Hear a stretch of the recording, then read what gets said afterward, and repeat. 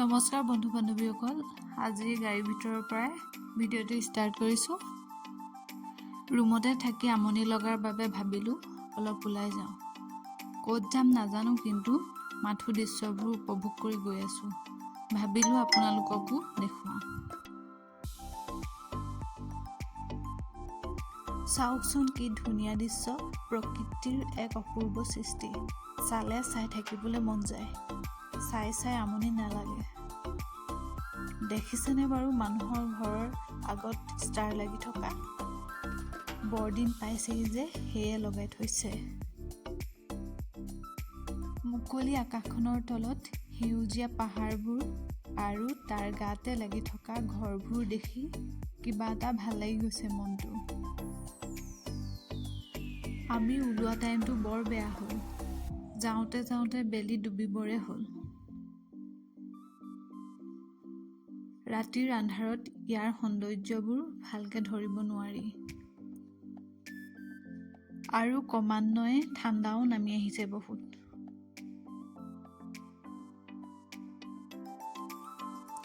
প্ৰায় 12 কিলোমিটাৰ অহাৰ পাছত এখন হোটেল পালোঁ। ভাবিলোঁ কিবা এটা খাই লওঁ। গাড়ীৰ পৰা নামি পোনে পোনে হোটেলৰ ফালে গ'লোঁ। গৈ জানিলোঁ তাত কফিৰ বাহিৰে বেলেগবোৰ আইটেম নাই। কফিকে অৰ্ডাৰ দি আহিলোঁ। হোটেলখন হয়তো বনাই আছে, সম্পূৰ্ণ হৈ উঠা নাই। ঘৰটো দেখি এপাক উঠি চালোঁ।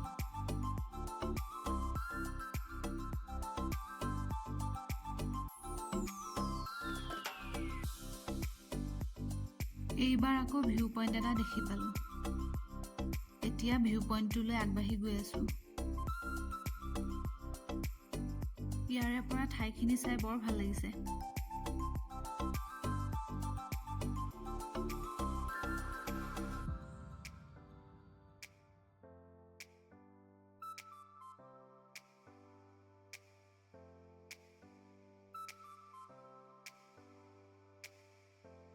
ভিউ পইণ্টৰ পৰা বেলি মাৰ যোৱা দৃশ্যটোও চালোঁ।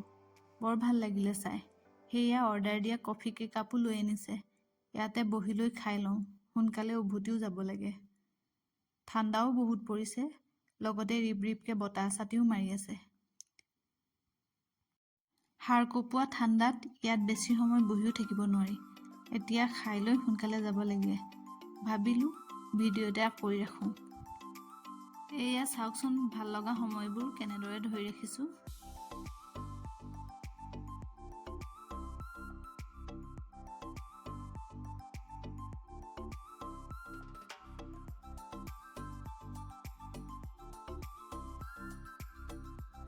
চাওকচোন পিছফালে ৰঙা বেলিটো কি ধুনীয়া লাগিছে দেখিবলৈ।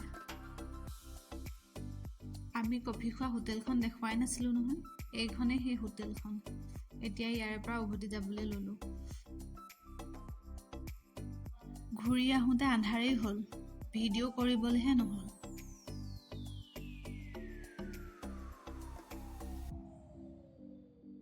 ঘূৰি আহোঁতে বাটত আকৌ এখন হোটেল পালোঁ। ভাবিলোঁ ফাষ্ট ফুডকে খাই লওঁ। গৈয়ে দেখিলোঁ হোটেল বন্ধই কৰিলে। বৰ বেছি সময়ো হোৱা নাছিলে। ইয়াত ঠাণ্ডাটো বহুত যে, সেয়েহে ইয়াত দোকান পোহাৰবোৰ সোনকালে বন্ধ কৰে। হোটেলখনত এটা ট্ৰী হাউচ দেখা পালোঁ। ভাবিলোঁ ফটো এটাকে তুলি লওঁ। ৰাতিৰ লাইটৰ পোহৰত বৰ ধুনীয়া দেখিছে ট্ৰী হাউচটো দেখিবলৈ। ট্ৰী হাউচটোলৈ যাবলৈ এখন ব্ৰিজ আছিলে। ব্ৰিজখন হিলি আছিলে, সেয়েহে বৰ বেছি আগলৈ যাব নোৱাৰিলোঁ।